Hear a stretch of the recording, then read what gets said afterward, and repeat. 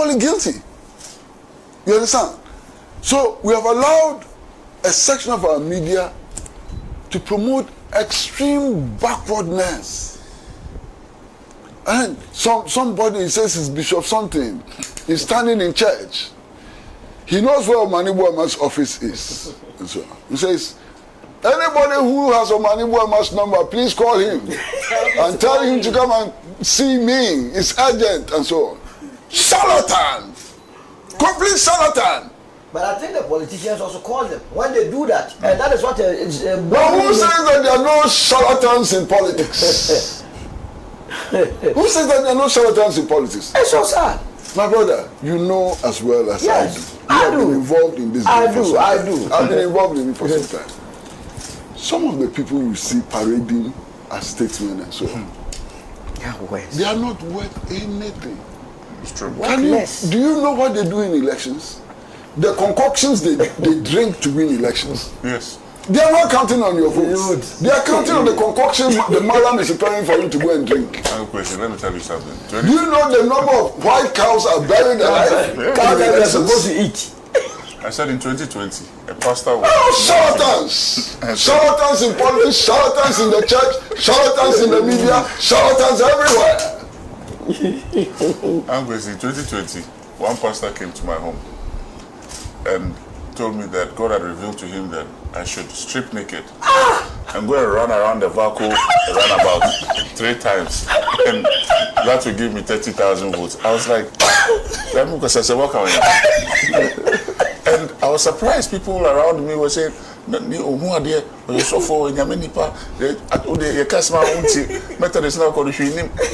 I was being bombarded by people who were close to me. Every week there was another pastor coming, saying all kinds of things, and I said no. You know, I contested parliamentary elections. Yes. I'm going to tell you a story, Sarah. One early morning, before 6 a.m., there was a knock on my door. So I opened the door. And it was one of the people who was also contesting parliamentary elections in a certain constituency in Accra. And he was wearing a big flowing gown, you know. He said, look, my brother, this election, we have to win this election. So I said, yeah, but we are campaigning. So he said, no, stop the campaign.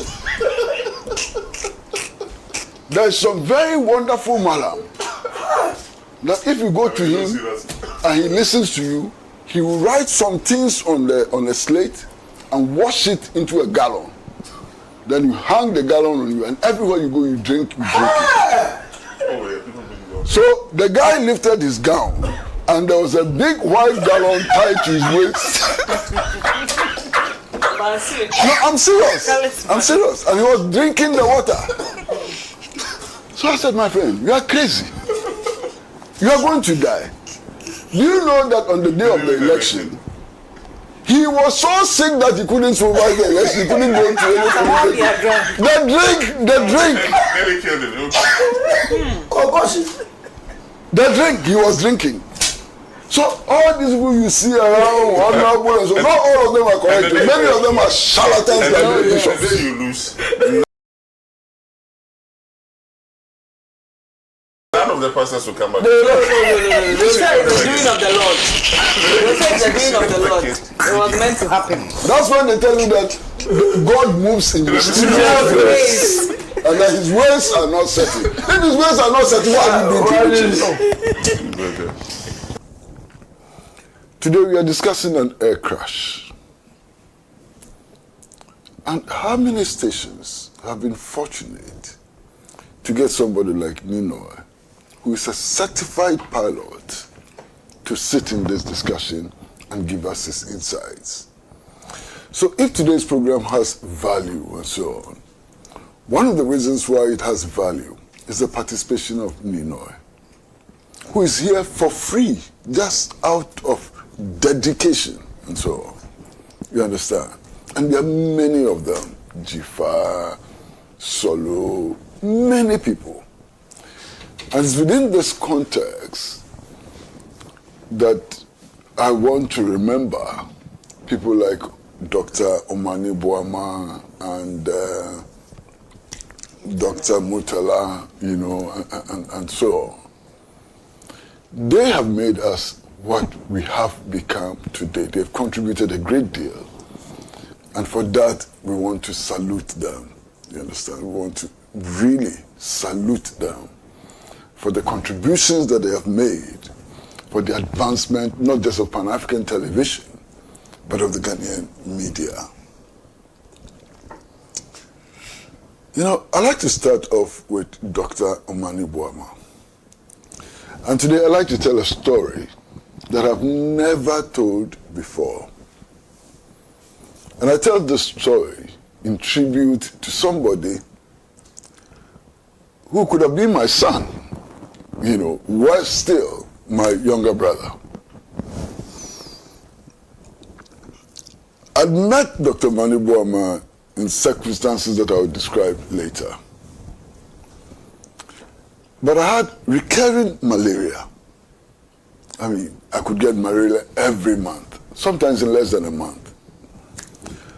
I'd been through many hospitals. I've done all kinds of tests and so on. So one day, I had a conversation with Dr. Omane Boama about my condition, you know. And I remember him telling me that there was one doctor that he respected a lot. And that doctor he described as a doctor of doctors. Now, interestingly, that doctor was a young man. He wasn't one of these old professors and so on. I mean, he was talking about Dr. Neil Lante Blankson. Dr. Neil Lante Blankson, who dabbles in music and so on, you know, and was a very close friend of Omane. So his suggestion was that, look, we should sit down with Neil Lante Blankson and maybe we can find a solution to what I was going through. But then he told me that in my case, his suggestion was that I should take camoquine. He thought that 2 doses of camoquine, you know, would resolve the problem. Now, mind you, at the time, camoquine was no longer in use. I mean, those were the days where we were using artesunate and those kind of things, and camoquine was completely outdated and so on.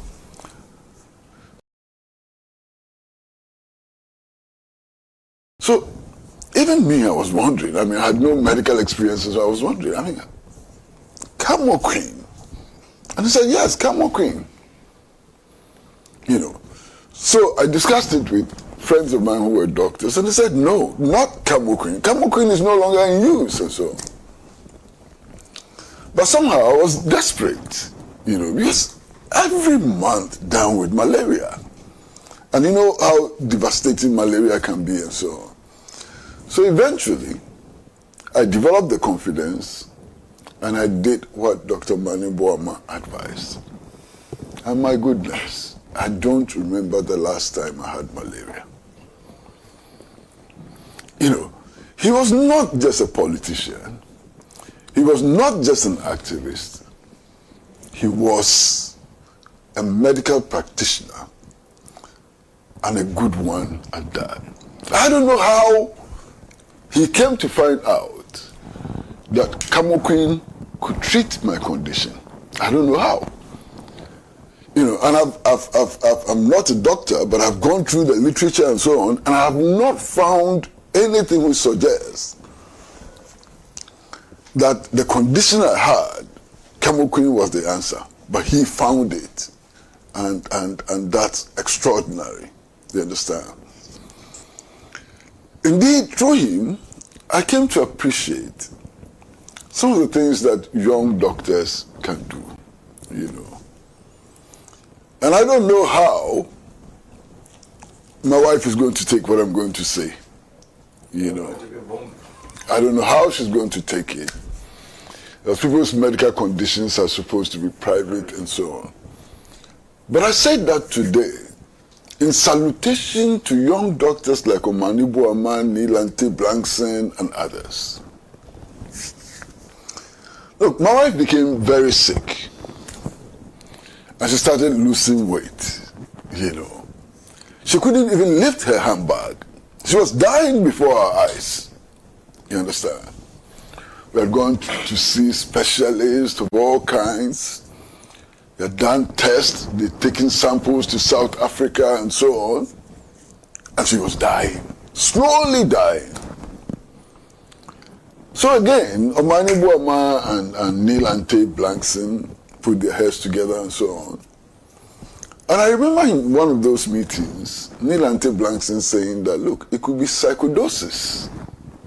I'd never heard of sarcoidosis before. Very rare disease. You Google and see.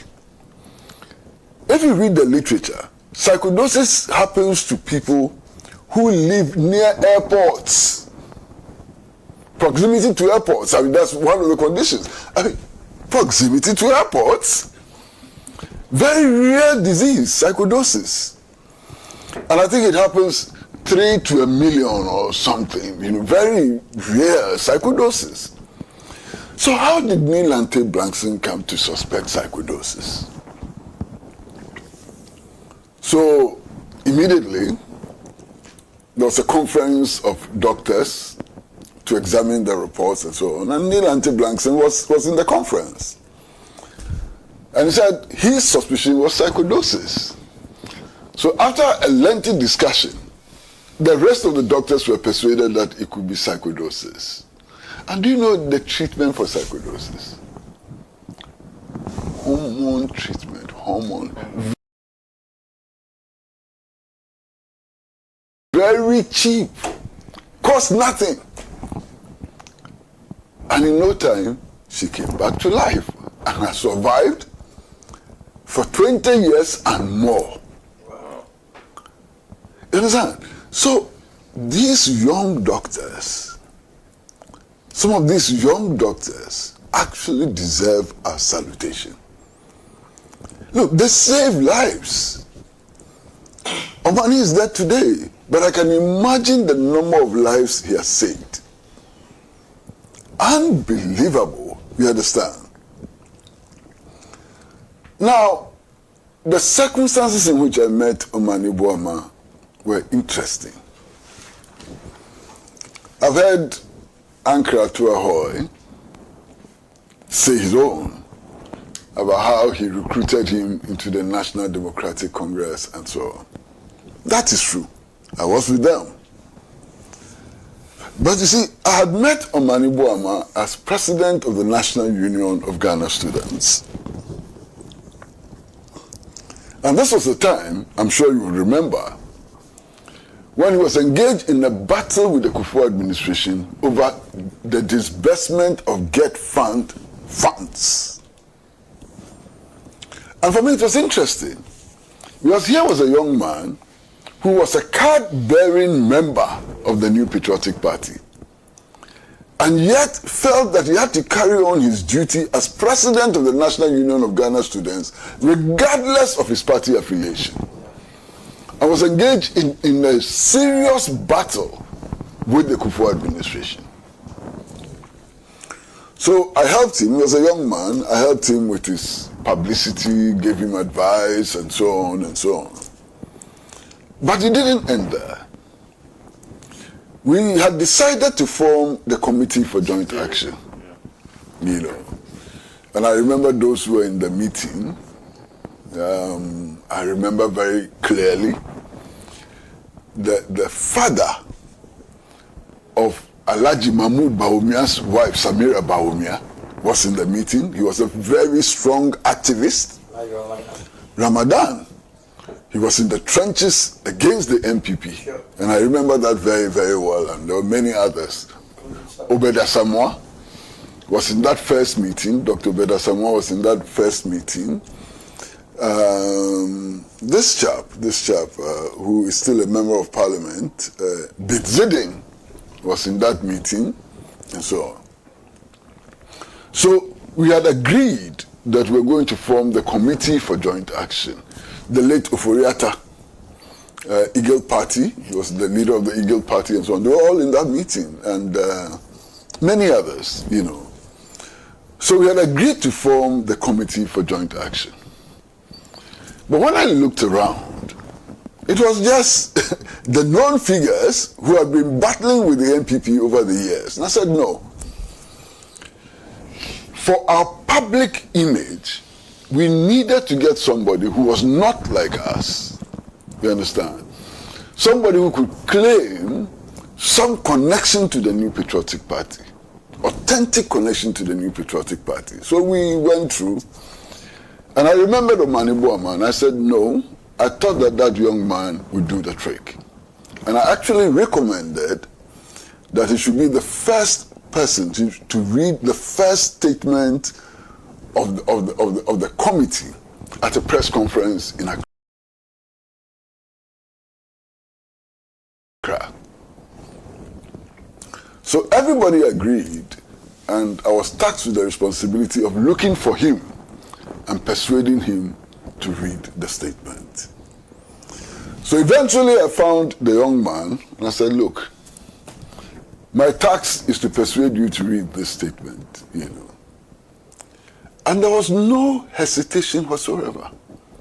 And I remember clearly what he told me, that he was a member of the New Patriotic Party, but Ghana was far more important than any political party or association. So Dr. Omane Boama became part of the Committee for Joint Action. And that eventually led to his migration from the New Patriotic Party to the National Democratic Congress. Now, there's one point that I like to make, which for me is important.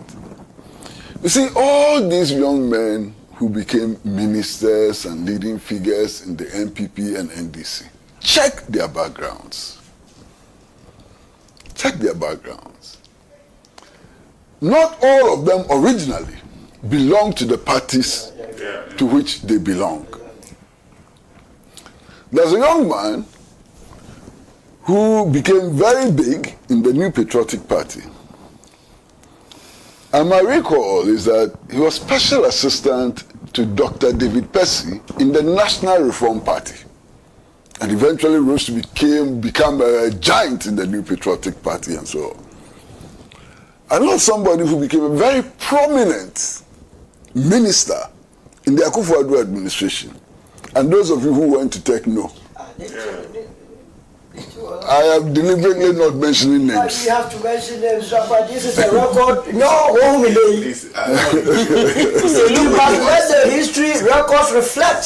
So that proceed the way he wants to. Yes. It's an intervention needed, especially in this day and age. But this young man was one of the most strident critics of the New Patriotic Party. In fact, he was a communicator of the National Democratic Congress, and eventually emerged as one of the huge ministers, you know, in the New Patriotic Party and so on. And there are others. I mean, recently, we were in the Accra International Conference Center for a ceremony, you know, and President Kufuor came. He was sitting in the VIP lounge, so I went to see him. And as we were talking, a very prominent minister in the National Democratic Congress walked in, you know. So we had a chat, and then he left. And then President Kufuor said, "This is my boy," you know. I said, "How is he your boy?" And he said, when he was contesting to become president of the National Union of Ghana Students, Mr. Francis Poku, who was then the National Security Advisor, brought him to me, that is Kufuor, and we gave him all the assistance he needed to become NUC's president. Because I went with him. Oh, so you know the story. Okay, no problem. No. You see, this is where I disagree. But now he is. Yeah, so if you know him, it's better. Okay.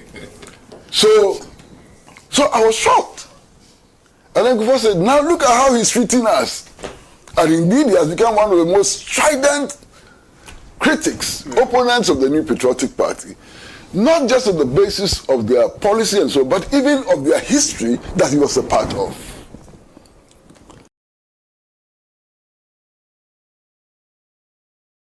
You know, and what really surprises me is that when they transition like this, you know, they then begin to play some kind of mind-blowing politics in which everything about the other must be wrong, and so on.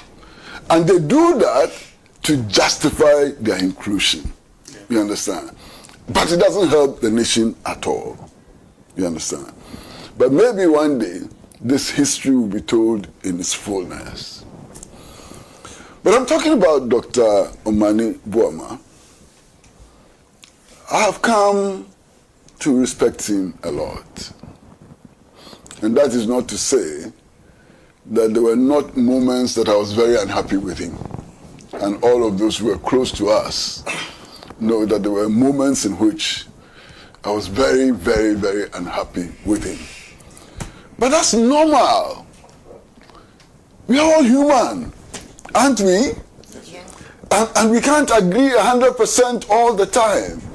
We can't please ourselves all the time. So there are moments of friction, there are moments of disagreement, but the important thing is that in spite of those moments of friction and disagreement, we still manage to converge around national concerns.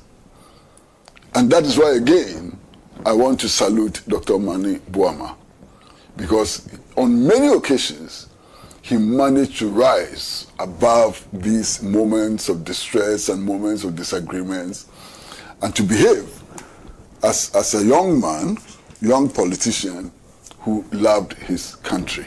You understand? Unfortunately for me, I haven't met or spoken to him since December 7th last year. You know, I haven't spoken to him, you know. I just saw him in person once, and that has been it. But of course, it's not his fault. I've also not made the effort, you know, to get in touch with him and so on. But this is Dr. Omane Boama. I never for one moment thought that he would be Minister of Defense.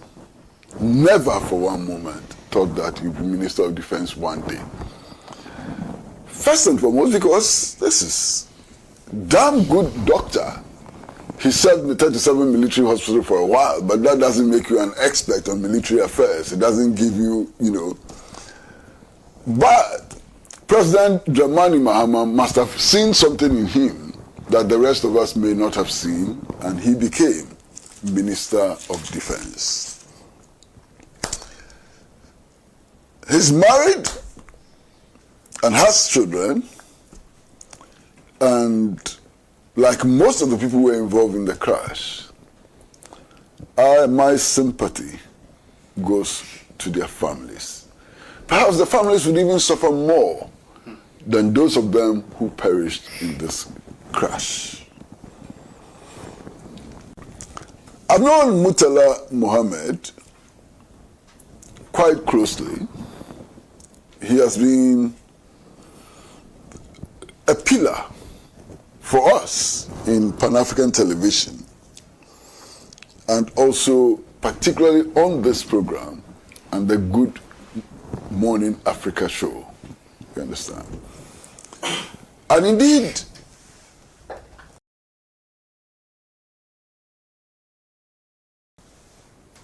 I'm going to say it anyway.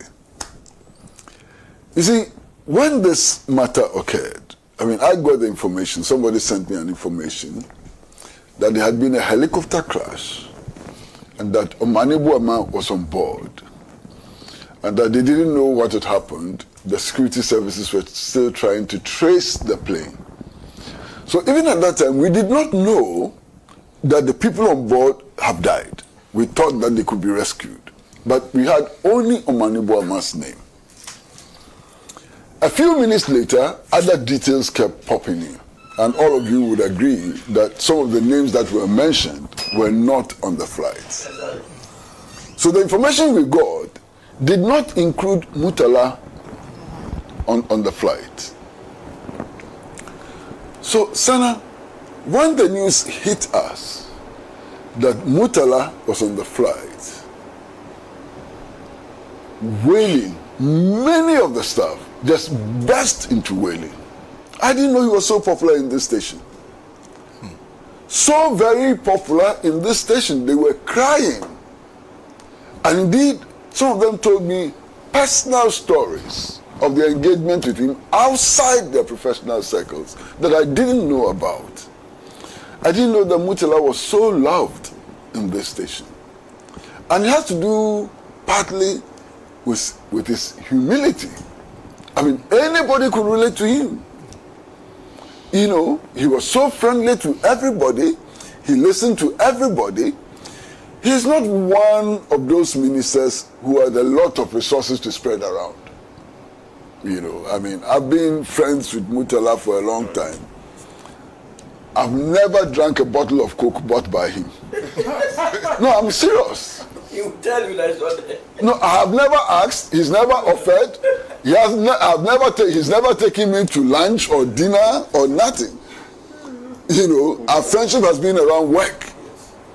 And my impression has always been that he doesn't have too much to throw around. That's true. So if he was so loved, there must be other reasons why he was so loved. And my impression is that it had to do with his humility. And that humility hit me once when he actually said that he did not want to be referred to as an honorable member of parliament. And I'm sure all of you have heard him say that. And that he preferred to be called comrade. And on one occasion I told him that comrades don't look like you and don't sound like you. You are always holding the tasbah and referring everything to God and so on. Oh my God. You know, and that to be a comrade, you needed to have a scientific attitude and so on. He said, oh, but there are different kinds of comrades. Of course there are different kinds of comrades. And he was a particularly different kind of comrade. And you see, Sana, there's something that I've learned in my life. Those who think that they can only work with those who share their principles, ideals, and so on in entirety, they do nothing in life. Because in this life, it is so very difficult to find two people who are identical in thought, in belief, and so on. It is almost impossible. So, in this life, if you want to make progress, what you do is that at every time, you look at the congregation of forces that can be marshaled to pursue a certain objective.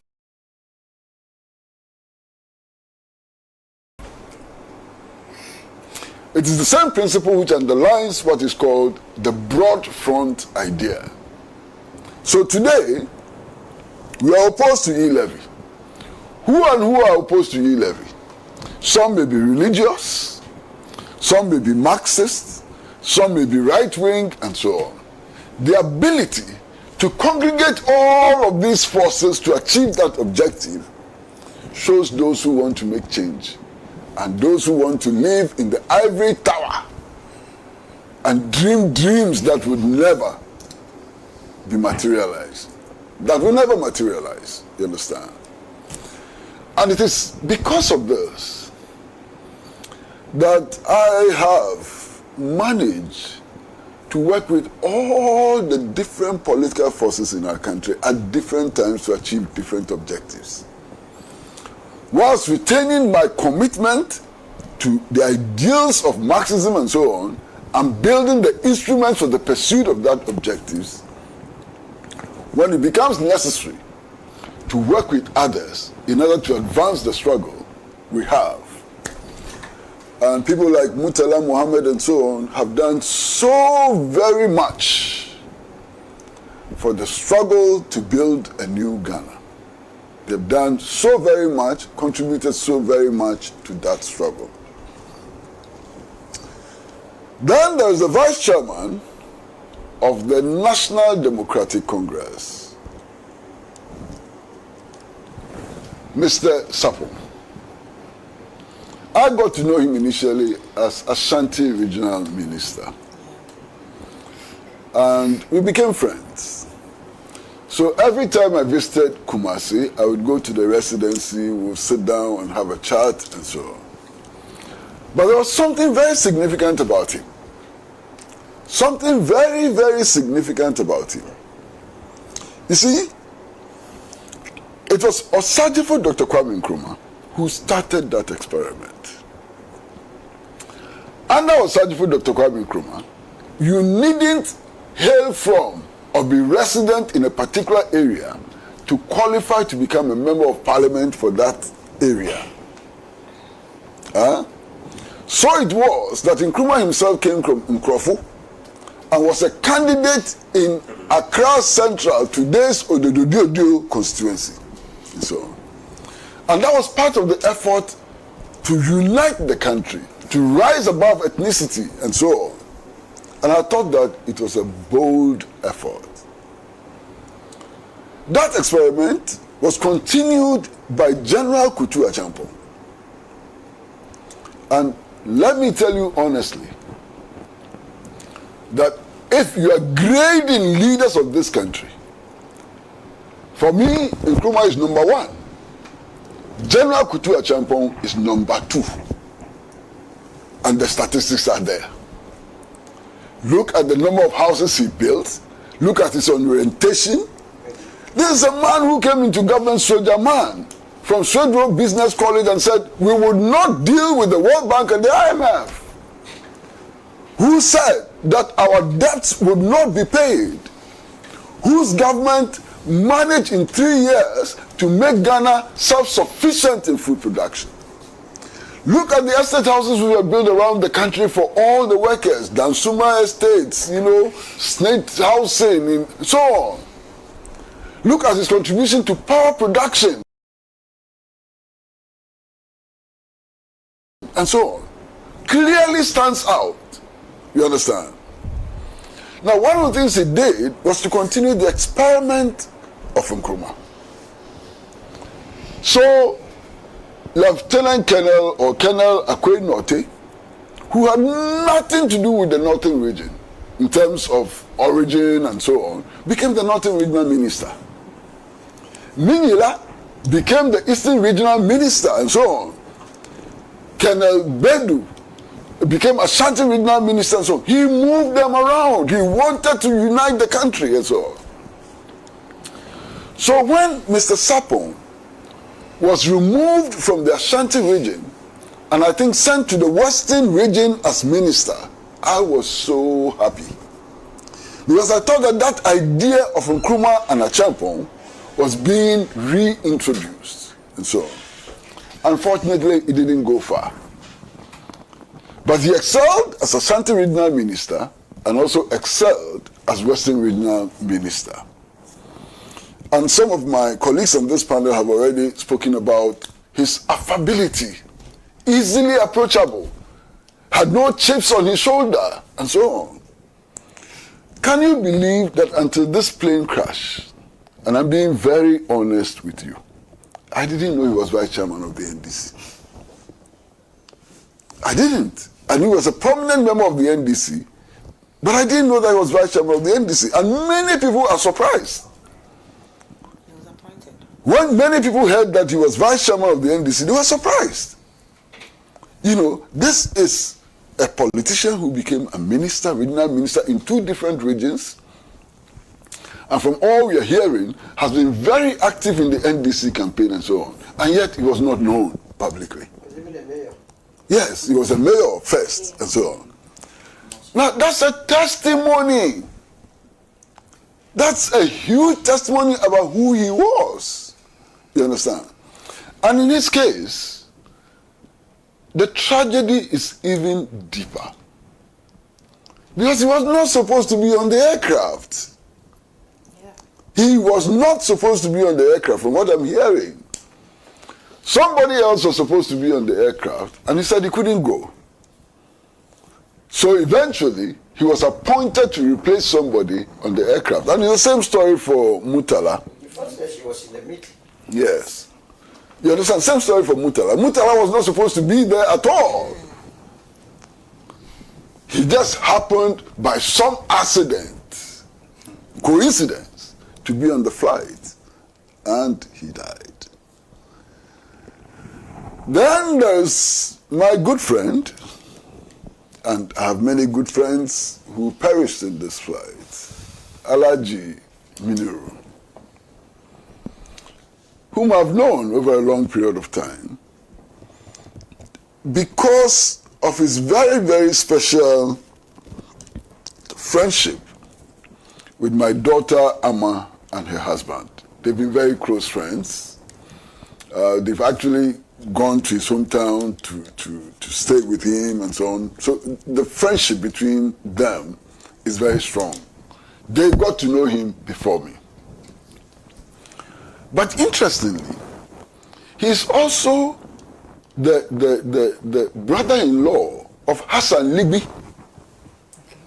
Hassan Ligby, who today is the CEO of the State Transport Corporation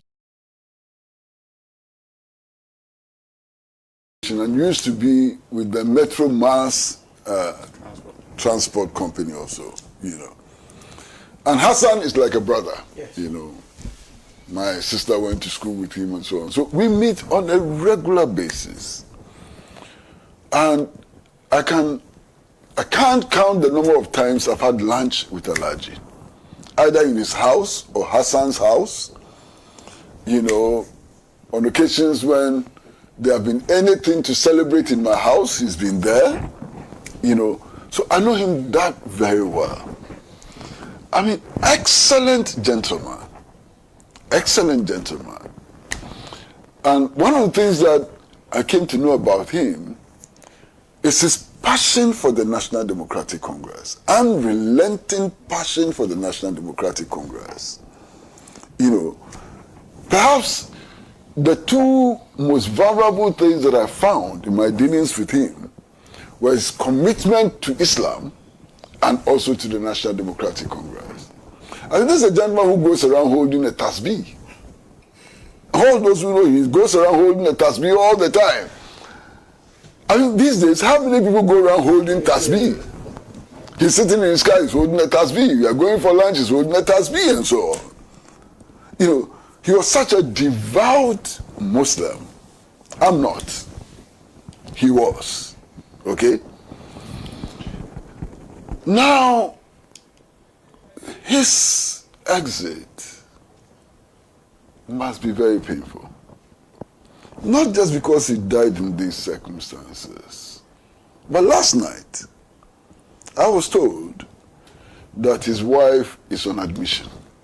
The wife was unable to deal with these shocks, and the wife is on admission as we speak. Well, I don't know about this morning, but as of last night around 11 p.m., the wife was on admission. Then I'm told that his two sisters were also on admission because of the shock. Well, you know, so this should tell you the impact that his exit has made on those who are close to him. Indeed, last night I was in the house of Hassan Ligby, together with Alhaji Aminu, who used to be a regional minister and so on, and other friends. And the feeling was mutual. Everybody felt a huge sense of loss, you know. With regards to the military personnel, I didn't know any of them personally. I don't even remember encountering any of them. But you see, when these things happen, the stories are told. All you have to do is to go to social media and you hear the stories and so on. And it is clear that these were men, soldiers, who loved their country and who have served their country in distinguished capacities. I'm told that the squadron leader is one of the best pilots that the Air Force has. And there are many, many soldiers who have said very, very interesting things about him and how he does his job and so on. I mean, only this morning, I've also been told that the guy, what is his name? Ernest.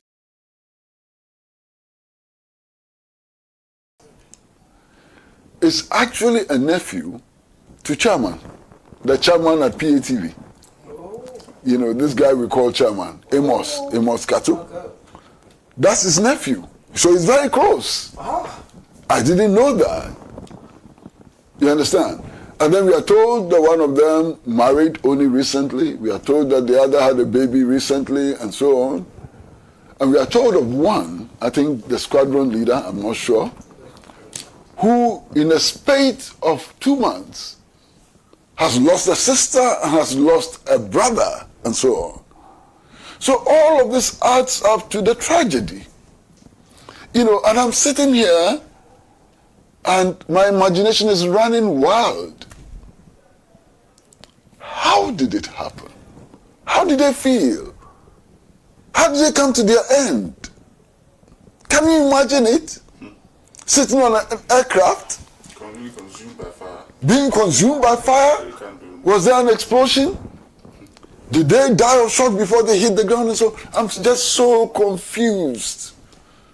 So confused. When I ask myself these questions, what I get in return is confusion. And Sana, you know, me, I can relate it also to a personal experience. You understand? I can relate it to a personal experience. Perhaps some of you know already. Maybe Sana knows. Around 2011, I was on an aircraft. And the aircraft caught fire in mid-air.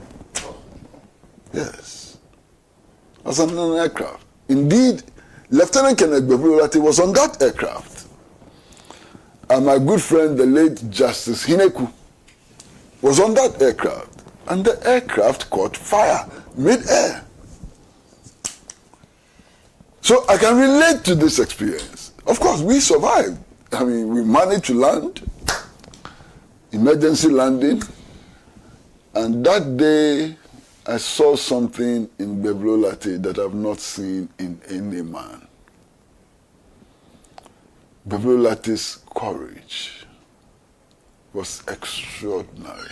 Never seen that in anybody. The fire service personnel were running away from the fire. Lieutenant Kennedy Agyapong was in a suit and tie. He took over the equipment from them and started fighting the fire. I mean, amazing. In his suit and tie, he was fighting the fire. And this of the fire service personnel only managed to gather courage when he had virtually, you know, subdued the fire to some extent. So I can relate to this. I've been in an aircraft which caught fire mid-air. Mid-air, caught fire. You know. So I can imagine what these 8 men went through. And why? Why did they have to endure this? They have to endure this because the state has failed to take full control of the mineral resources of Ghana and to exploit these mineral resources in the interest of Ghana. The reckless privatization of mining, and galamsey is a manifestation of reckless privatization of mining. It has devastated the land. We will come to that later. Because of this recklessness of promoting senseless private exploitation of resources and so on, look at where we are. If the state had taken control of mining, small scale, big scale, medium scale and so on, and pursued the dream of Osagyefo Dr. Kwame Nkrumah, the 8 men would not have died. You understand? So, look, in discussing this tragedy, there are several dimensions that eventually we would have to look at. And I agree fully with my brother Nino that we should let science speak and avoid needless speculation. And in letting science speak, we have to understand the science of sociology, the science of politics, the science of economics, and even the science of history. A lot of people don't think that history is a science. History is a science. History is a science. History is a science. Because it's replicable. There are two methods. There are two methods that Marx and Engels prescribe for the understanding of society. Two methods. Dialectical materialism and historical materialism. History is a science. Every subject has a scientific outlook and so on. Sure. So we should let science speak in the evaluation of this matter. Let science speak. Let's build up the empirical evidence, not to blame, but to avoid similar occurrences in the future. That is our task. So I am in full agreement with the President for establishing a full-scale committee of inquiry into this matter. That is not to say that this matter could have gone without an inquiry. There's no plane crash anywhere in the world which is not investigated. There's also even an act. So when a plane crashes, there will be an investigation. But I'm happy that it is being done in the case of Ghana. And I'm hoping that this investigation would establish the full facts. Already, and I'm sure you've all seen it, there are some people who have jumped onto the anti-Chinese hysteria already. You've seen it. It's already online. Clear anti-Chinese hysteria. Chinese technology is not good. It's a Chinese plane and so on. My friends, let's wait for the empirical evidence. Let science speak and so on. Why? Having planes made in Germany crash before. Oh, American planes. But even the point is that plane parts, not all will be coming from China. There are other parts that will be coming from Europe, America as well as well. So some people see this as an opportunity to damage China. I think that it is as bad as that gentleman who is craving to become president did on Net2 TV. It's as bad. It's the same thing. You know, and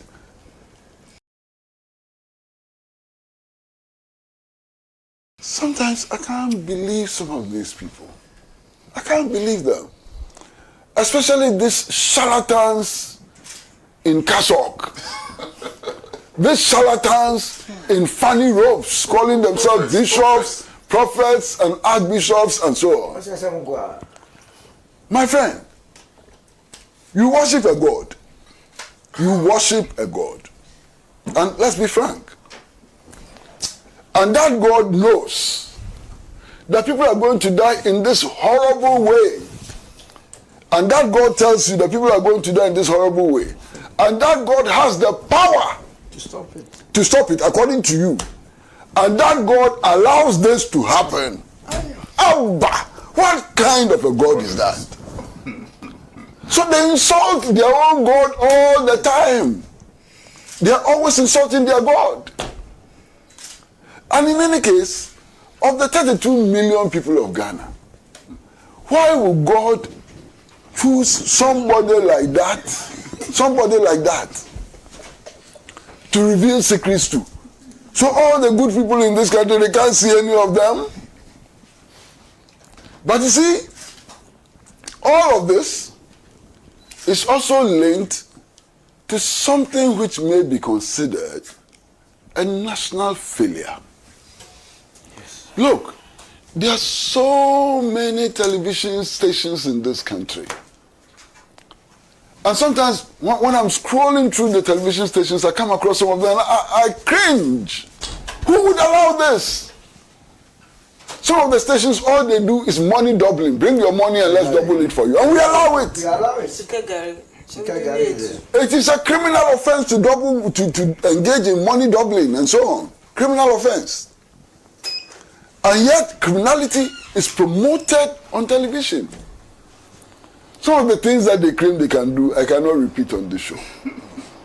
The sort of things they do. They claim they can do, I cannot.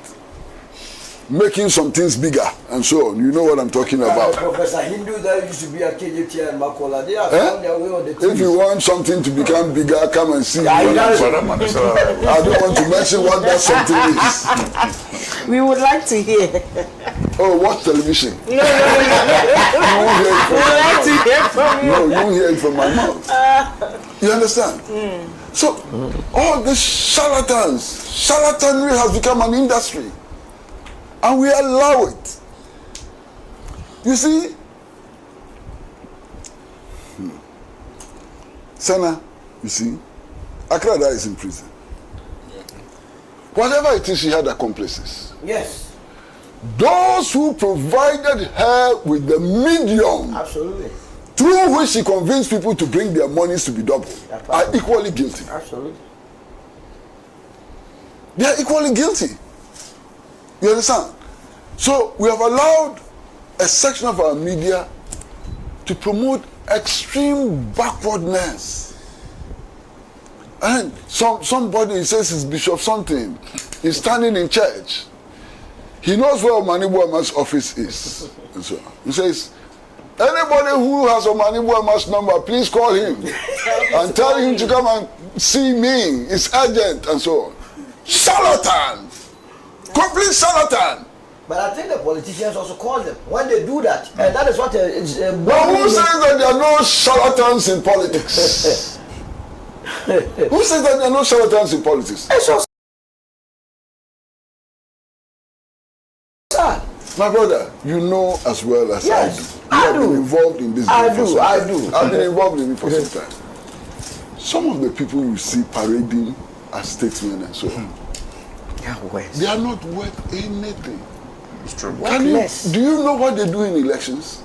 The concoctions they drink to win elections. Yes. They are not counting on your votes. They are counting on the concoction the madam is preparing for you to go and drink. Question. Let me tell you something. Do you know the number of white cows are buried alive? Cows that they're supposed to eat.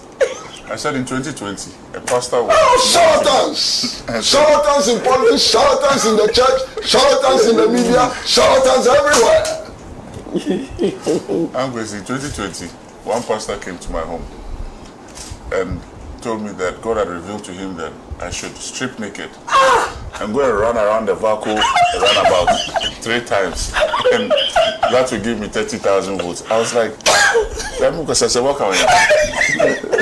and I was surprised. People around me were saying, look,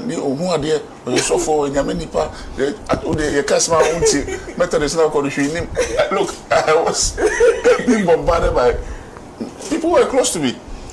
Every week there was another pastor coming, saying all kinds of things, and I said no. You know, I contested parliamentary elections. Yes. I'm going to tell you a story, Sarah. One early morning, before 6 a.m., there was a knock on my door. So I opened the door. And it was one of the people who was also contesting parliamentary elections in a certain constituency in Accra. And he was wearing a big flowing gown, you know. He said, look, my brother, this election, we have to win this election. So I said, yeah, but we are campaigning. So he said, no, stop the campaign. There's some very wonderful malam that if you go to him and he listens to you, he will write some things on a slate and wash it into a gallon. Then you hang the gallon on you, and everywhere you go, you drink it. So the guy lifted his gown, and there was a big white gallon tied to his waist. No, I'm serious. I'm serious. And he was drinking the water. So I said, my friend, you are crazy. You are going to die. Do you know that on the day of the election, he was so sick that he couldn't survive the election. He couldn't go into any The drink. Oh gosh. The drink he was drinking. So all these people you see around, honorable and so, not all of them are correct. Many of them are charlatans like the bishop. And then you lose. None of the pastors will come back. No. They said it's the doing of the Lord. They said it's the doing of the Lord. It was meant to happen. That's when they tell you that God moves in mysterious ways. And that his ways are not certain. If his ways are not certain, what have you been doing? Charlatans. Thanks for watching. Like and share the video. You can also drop your comment. Please don't forget to subscribe. Click on the bell to turn on the notification.